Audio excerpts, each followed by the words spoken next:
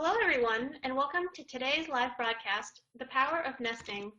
I am Soon Pham of Lab Roots, and I'll be your moderator for today's event. We're delighted to bring you this educational web seminar hosted by Lab Roots and presented by the Anderson Lab Bedding Products. The Anderson Lab Bedding Products is the manufacturer of a complete range of premium bedding, nesting, and enrichment products, all aimed at making an unnatural environment more natural. While they were first known for the Bed-O-Cobbs branded products, their product lines now include a broad selection of products designed to meet the needs of today's lab. Their latest innovation, the Bed-R Nest, represents a portion-controlled, easy-to-dispense enrichment and nesting solution that offers advantages for both the lab and the animals. From irradiated and qualified products available in autoclavable and bulk bags to sterility and heavy metal testing, they also provide a number of services to the industry. For more information, please visit www.andersonlabsbedding.com. We have a few important announcements before we begin. This webcast is designed to be interactive, and we encourage you to ask questions during the event. You can submit questions by typing them in the Q&A box, which can be found by clicking on the green Q&A button at the lower left of the presentation window. We'll try to answer as many questions as we can. You can enlarge the slide window by clicking on the screen icon in the lower right of the right-hand corner of the slide window. If you have any technical problems viewing or hearing this presentation, please click on the support button at the top right of your presentation window or submit your problems through the green Q&A button lower left. I would like now to turn over to our speaker, Andrea Gay. Andrea graduated from Murray College in Jacksonville, Illinois, with a bachelor's degree in elementary education and learning disabilities. Andrea has been involved in lab animal industry for 15 years, and she joined the Anderson Lab Bedding Products in 2008 as a regional sales manager. Andrea?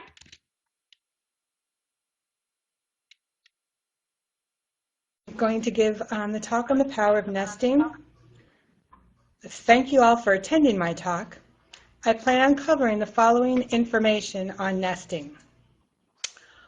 What do nests look like in the wild? How do nests in today's lab compare to nests built in the wild? Why should nesting material be used? What's in a nest? And what does research show about nesting? So, mice live all over the world, in nearly every country and climate. With that said, mouse nests can be created out of just about anything. There are many different types of mice, and each of them has their own nesting behavior and habits which help them survive. For example, a deer mouse lives all over North America and lives primarily in prairies and fields.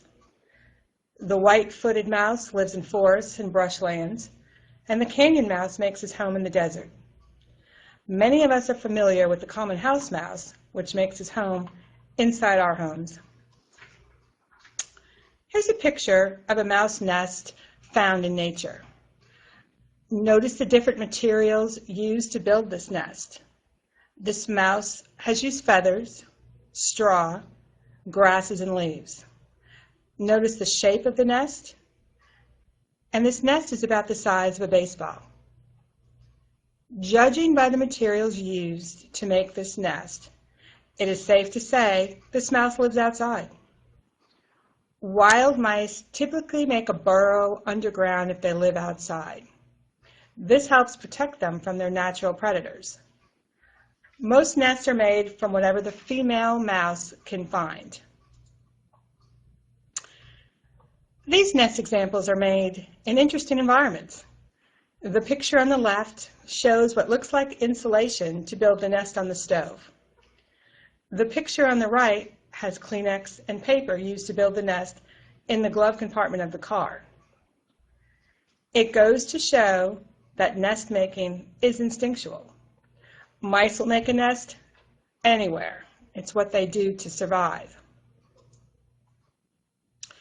So why do mice build nests in the wild? Mice have a strong internal instinct to build nests. Building nests allows them to hide from predators. Nests allow them to compensate for external temperatures and helps them create a less thermally stressful habitat. Nests provide shelter from rain, wind, snow, and sun. As much as a nest can warm a mouse, it can also cool them in a heated environment. Mice use a nest to sleep in. It is their house, shelter, where they sleep and raise their pups. Keeping their pups out of view of predators is very important. So nesting materials are driven by species, environment, and shapes.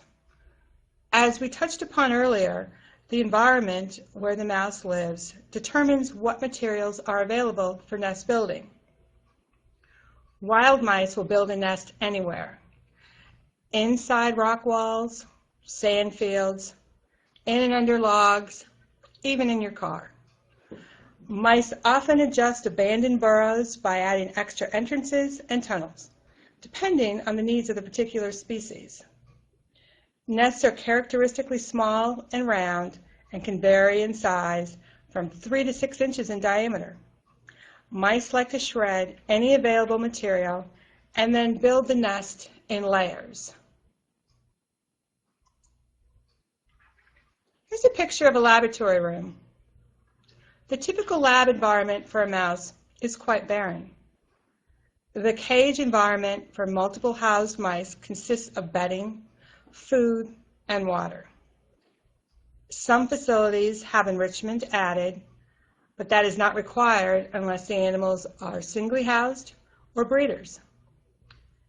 Typical cage environments are static caging or IVC racks where air changes are blown into the cage environment.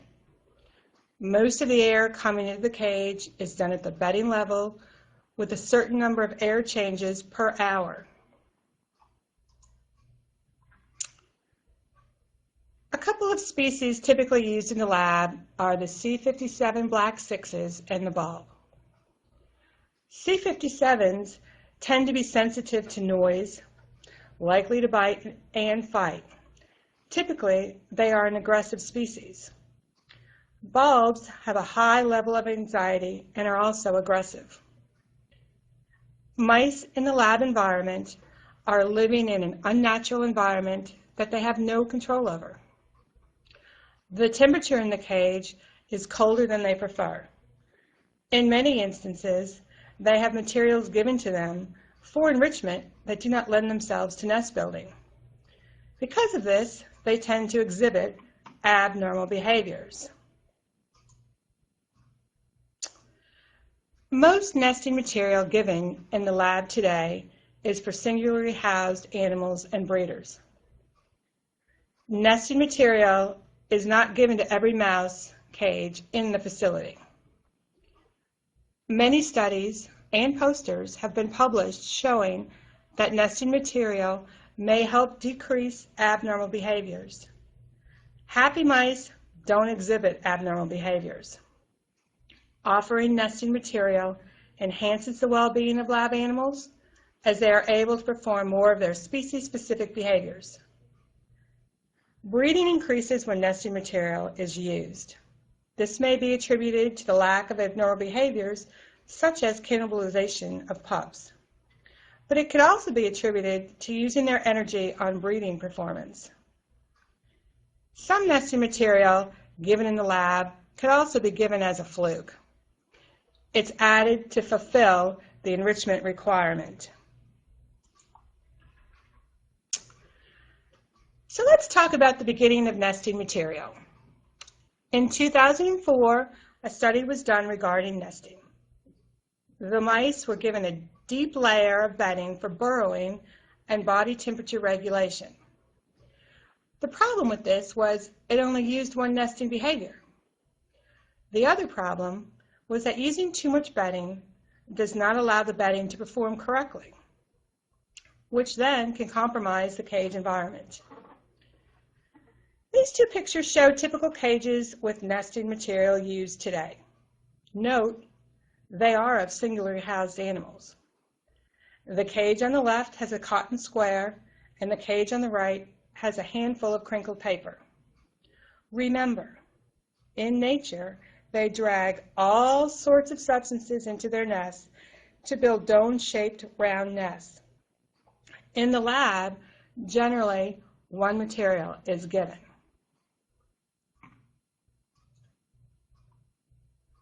So why should nesting material be used?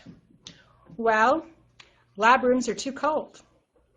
Mice like their environment temperature to be between 26 and 34 Celsius.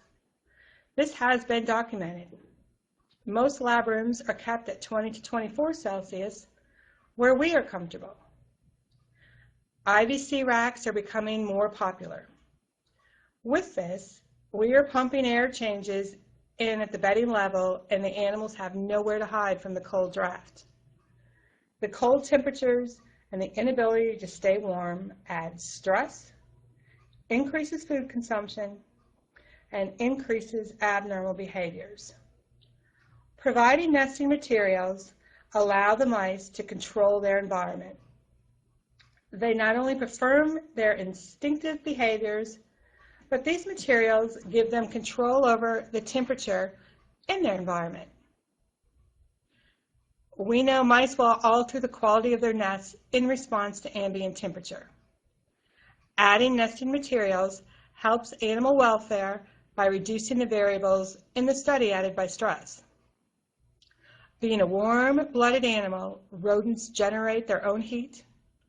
Because of their large body surface to body mass ratio, they lose heat to the environment easily. They build nests to keep their heat. Nesting material gives the inferior mouse the opportunity to keep out of sight and, if needed, to escape from the dominant mouse. The dominant mouse then has no reason to be aggressive. Providing nesting materials allows the mice to control their environment.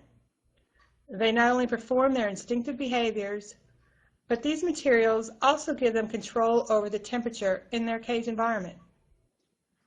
Providing a nest allows their energy focus to be on breeding and not only on thermoregulation. One study determined that when given nesting materials, not only did the breeding groups produce more pups on average, they also consumed less food per gram of pups produced.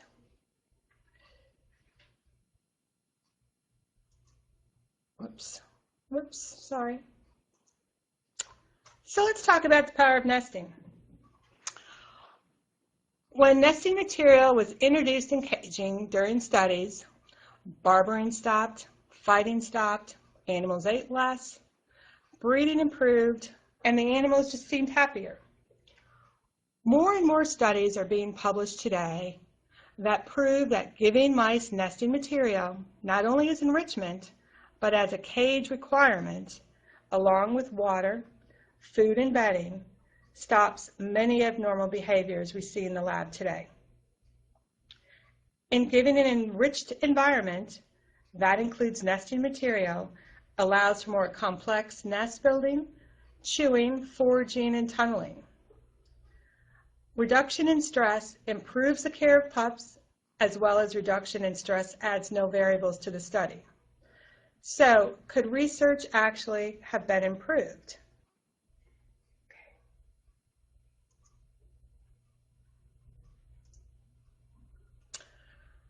So today's research on nesting, many aspects are being studied. What's the amount needed per cage for appropriate behaviors? What types of materials are preferred? What happens within the cage environment when nesting material is added? Studies have been published regarding nest quality as well as the amount of material needed to build an adequate nest that allows for thermoregulation. Some of the findings have also shown that when mice are given appropriate, relevant nesting material that allows them to thermoregulate, they will consume less diets as they are not eating to stay warm and keep up their energies. As we discussed earlier, wood shavings allow for burrowing behaviors.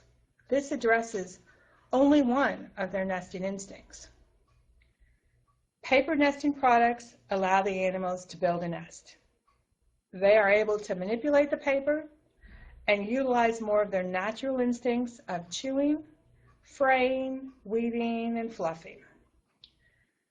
Adding a combination of products does two things. It allows them to utilize more behaviors of sorting, gathering, carrying, as well as fraying and weaving. But given two nesting materials allows for the mice to have material to line their nest, making a more complex type nest. This picture shows an enriched cage environment. The animals have two nesting substrates that they have used to build a complex nest. They have lined their nest, and some are even in it. They also have an enrichment toy to use. The picture demonstrates how they use the nesting material for sleeping and thermoregulation, but come out to play and move about the cage when they are warm and want to play or eat.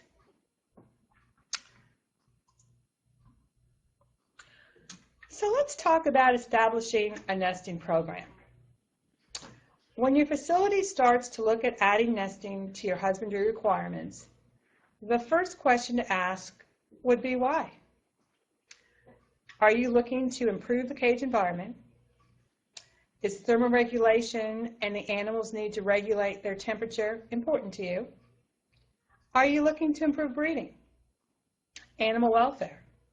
Do you have abnormal behaviors you are looking to stop? For example, if you were looking to improve the cage environment, you would want a nesting product that does not add dust when being used by the animals. If you are looking for thermoregulation, you then would want a product that has 8 grams of nesting material. This is the amount of nesting material that has been determined to accomplish this. One important property of nesting material is ease of use. If you have the best nesting material in the market that money can buy, but your staff is not using it and putting it in the cages, it does not matter. Animal welfare is very important, and we all take it seriously.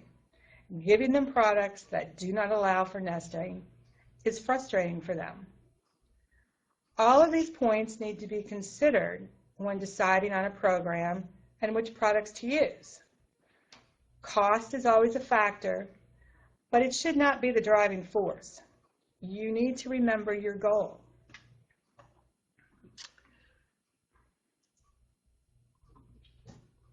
So in today's market, there are quite a few products on the market for nesting. So again, it's important to evaluate what is available that meets your goals. Go to the manufacturer's websites and learn about what's offered. Can a product be used more than once?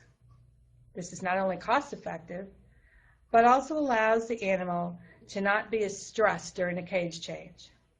They have their familiar smells, and it's not traumatic. I have heard facilities say that 8 grams of product for thermoregulation and breeding is too much. I've heard, I can't see my animals. Well, that is actually the point. They are in the nest to stay warm and will come out when they are hungry or hot. This is normal mouse behavior. Remember, they don't like to be seen and will hide from light and noise. There are products on the market today that are easy to dispense, proportionally controlled. This bodes well for ease of use, but also is cost effective. Using the correct amount each and every time allows for forecasting and doesn't waste material. There are products available that are crinkled. Most nesting products available today are made from paper. This allows for chewing, manipulating, fraying, fluffing, and there are many other natural nesting behaviors. There are also products that are combination. These contain bedding and nesting materials together in one bag. This allows for easy dispensing, and adding another material to this allows for 2 nesting substrates and building the complex dome-shaped nest. Mice can build a nest and then line the nest with the other substrate. We saw that in the previous picture of the enriched cage. Like I said, do your homework, as there is quite a few products available today to choose from.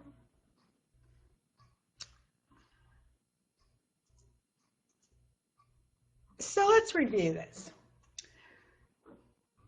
Nesting material is instinctive for mice. Just like food, water, and bedding is a requirement for a mouse cage, nesting material should be also.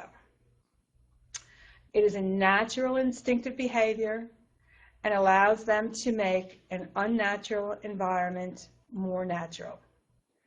Their environment today is very barren, which causes abnormal behaviors and added stresses.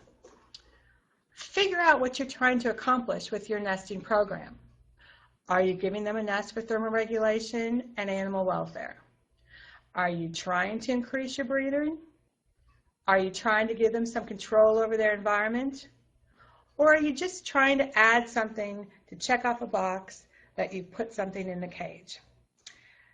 In the end, a nesting program is for the animal, which could aid in better research. The guide says that a well-conceived enrichment program provides animals with choices and a degree of control over their environment, allowing them to better cope with environmental stressors. The bottom line may actually be that giving mice nesting material and ending the impoverished environment may make for better research as well as a better representative of the species. Thank you. I appreciate your time, and if there's any questions, I'm happy to answer them now, or please feel free to come to my stand if you think of them later, and we'll do a booth chat. So, thank you.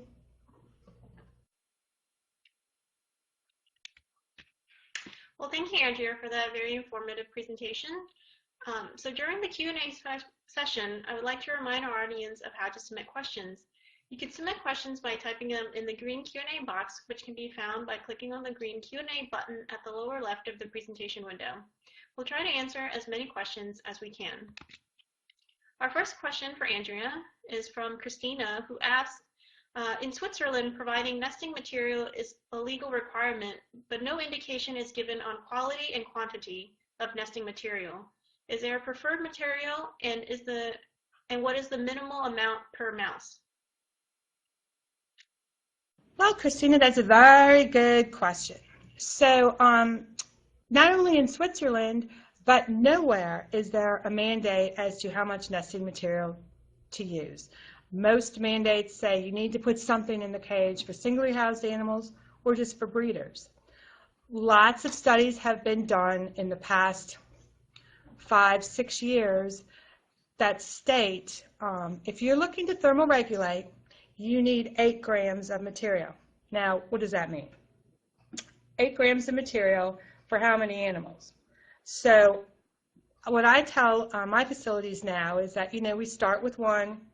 They usually have 4 to 5 mice in a cage, and that has worked out well. I also have another facility that doesn't think that's enough, and they add 2. So it's kind of for your preference, as there's no mandate now. But I think as we go back to, what is important to integrating your nesting program, you need to, play with what works for you and what works for your animals. But if you want copies of the studies that I have that talk about 8 to 11 grams, I'm happy to email them to you. Thank you for your question.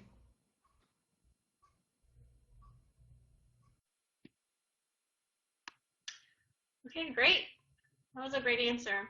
We have another question from Paula, who asks, I would like to know if you have experience in nesting for rats and if you have the same recommendations than mice.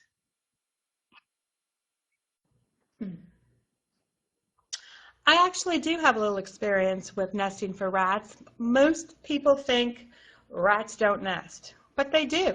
And they do not make the most intricate nest as mice do, but they do nest. I have paper products on the market today that have been very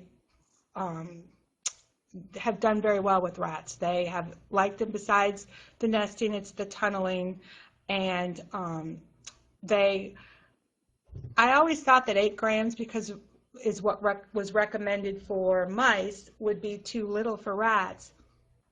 But a couple of facilities I had did some testing, and the 8 grams, I didn't think it would work, but it did. You know, I figured they'd need 12, but 8 was sufficient enough, and there was 2 rats in the cage, so I thought that was pretty good. But crinkled paper has been the most preferred nesting material for rats, and they seem to like it better because they are able to manipulate it and tunnel and play around in it. So thank you for your question.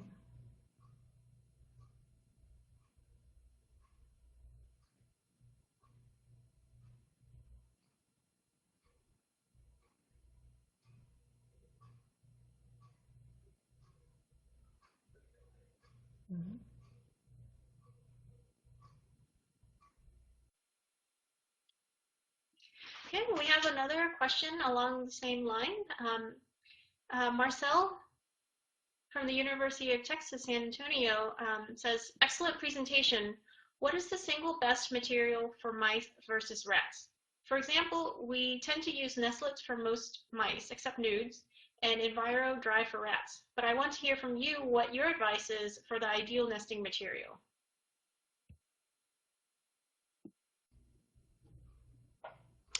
Well, Dr. Pratt, thank you for your question, and I appreciate you coming to my talk. I think EnviroDry or Crinkle Nest is the perfect product for rats. It's been proven, they really like it. You're able to give them material that is crinkled, and they're able to manipulate it, and they don't have to work so hard to chew it up and to get some product. For mice, you know, the nestlet has been on the market forever. It was the standard of, you know, every cage got a nestlet.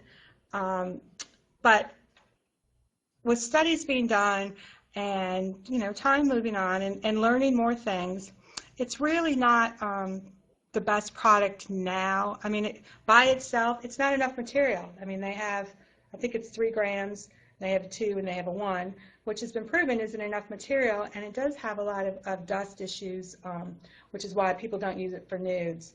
If you're looking for portion control, of course, Better Nest rocks. It allows them to see through the nest better because it's a straight paper as opposed to the crinkled, which rats really like, and you're able to use it for more than one cage change, which I think is a big bonus. Some facilities use the nestlet with the Better Nest, and then that allows them to line their nest also. So I think with time and studies going on, you know, we're only going to get better with what we're able to offer for nesting. And I think that the standard was a nestlet, but I don't think it is anymore. So thank you for your question. Thanks again for attending my talk.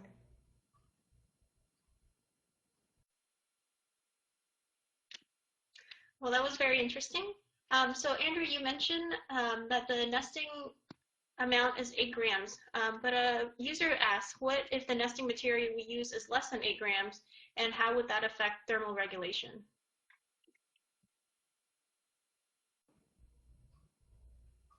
Well, again, thank you for your question. Studies have shown and have been published that 8 to 11 grams of material was what was appropriate for thermal regulation. The reason being, and how they came upon that, was by nest quality. And for mice to get in and to get warm and to be covered, you need a lot of material. And so if you have less than 8 grams, they're not able to build the type of nest that they need to build to be able to thermoregulate. And even though the 8 grams is on the lower side, they said 11 was optimum. And I said how you don't need to see your animals all the time, because that was the point of nesting and thermoregulation. You do have to do some health checks. So 8 grams has become the standard as the minimum of nest quality that will contribute to thermoregulation. So thank you for your question.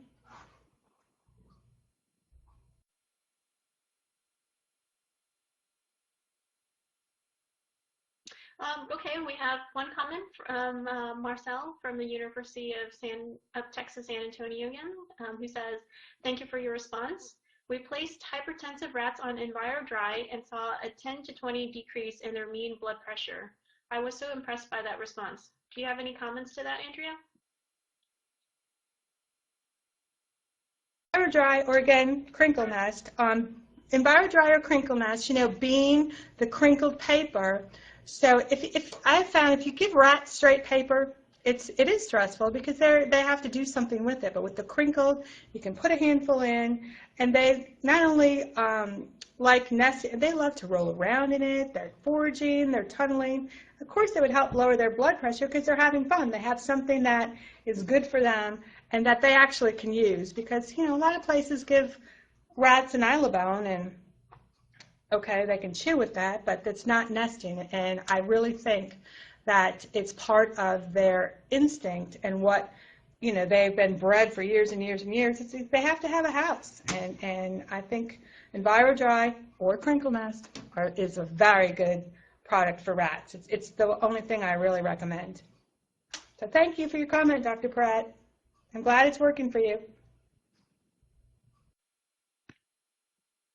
That's great. That's really great.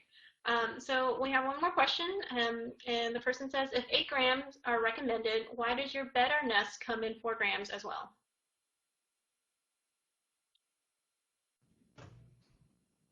Ah, that's a very good question. Okay, so when Better Nest being portion controlled, and we were really trying to get something that was being revolutionary and manufactured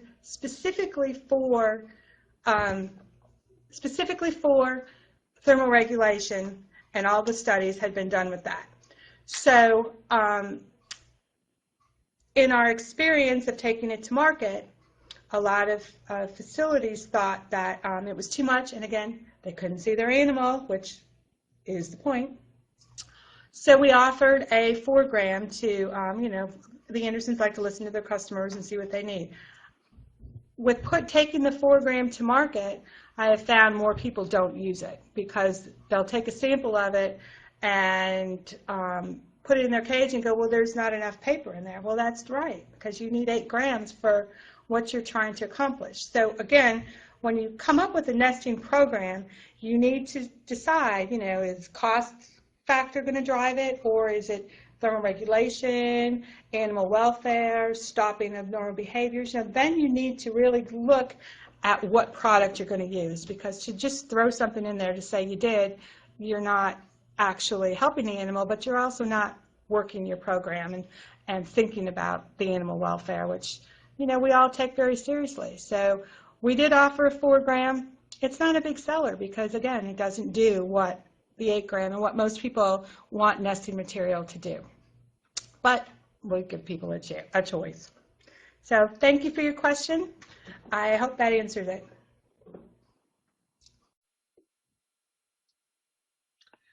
So that was a really, really interesting material that you presented, Andrea. I had no idea that nesting could have so many variables.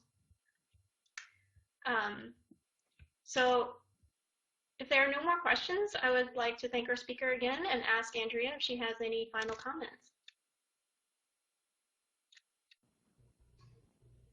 Oh, well, thank everyone. I appreciate you all attending my talk. And again, if you think of any questions later on, feel free to email me or come to our stand, and we can have a booth chat, and I'm happy to answer any other questions that come up. But thank you again for your time.